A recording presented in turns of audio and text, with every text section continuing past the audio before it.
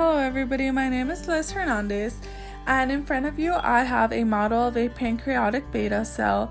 Pancreatic beta cells function to produce and secrete insulin in order to regulate levels of glucose in the blood system.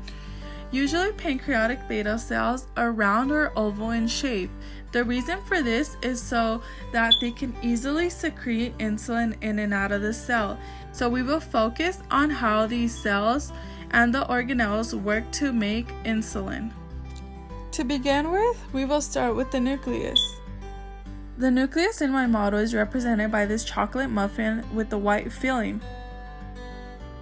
The nucleus is what controls, regulates, and carries the insulin genes of the cell. This is what tells the cell what its job is.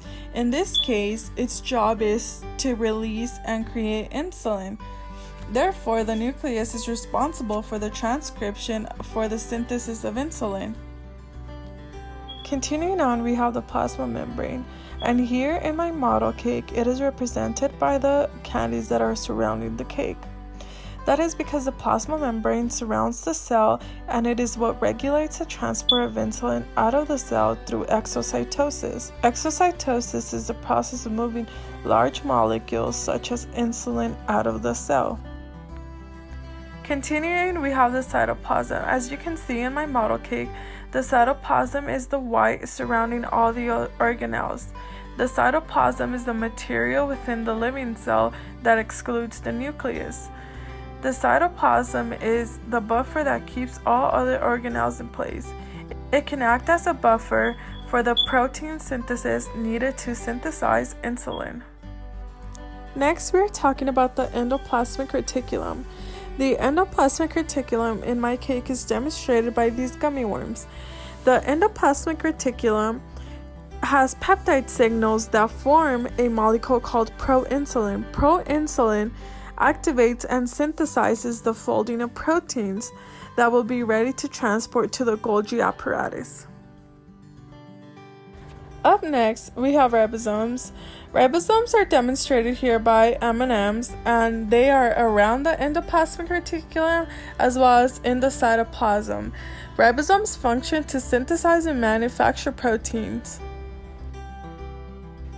Moving right along, we have the Golgi apparatus. The Golgi apparatus here is demonstrated by these yellow gummy worms.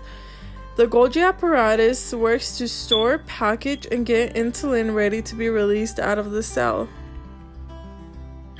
Following that, we have the mitochondria, which is the powerhouse of the cell, and the mitochondria is demonstrated here by these upside down gummy bears, and it is what converts glucose to ATP and is needed to produce the insulin. So if we did not have ATP, which is energy, the cell would not be able to produce insulin.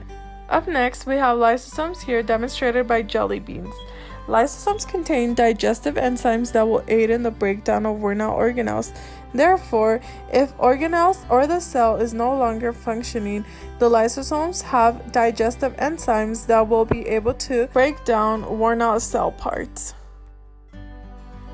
Lastly, we have secretory vesicles shown here by these small pink candies.